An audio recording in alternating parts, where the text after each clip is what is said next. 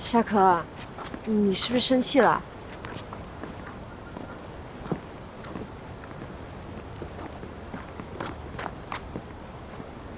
如果你生气了，我向你道歉。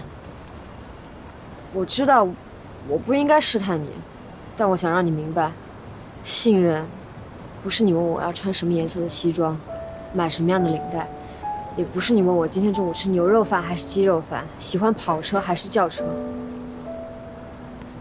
而是你愿意把你的人生和我的人生绑在一起，一起进，一起退。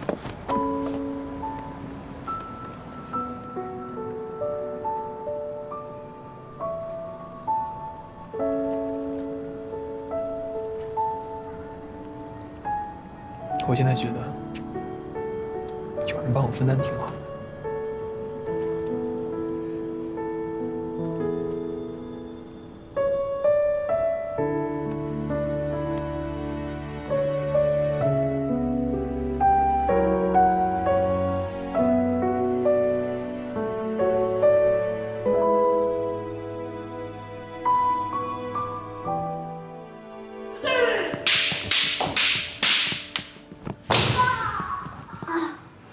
你没事吧？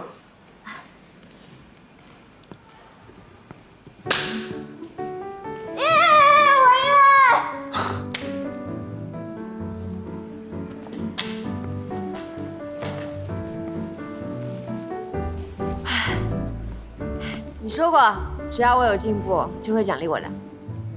我看你进步的是赖皮的功夫，我这叫兵不厌诈。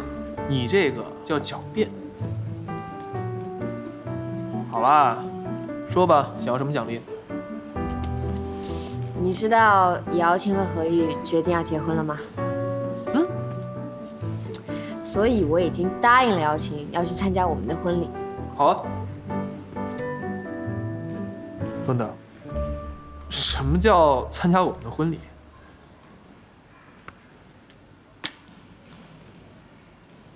你会一直喜欢我吗？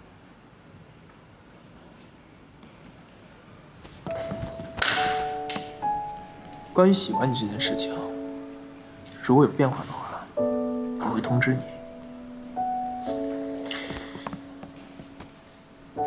但是你这辈子都别想收到这样的通知了。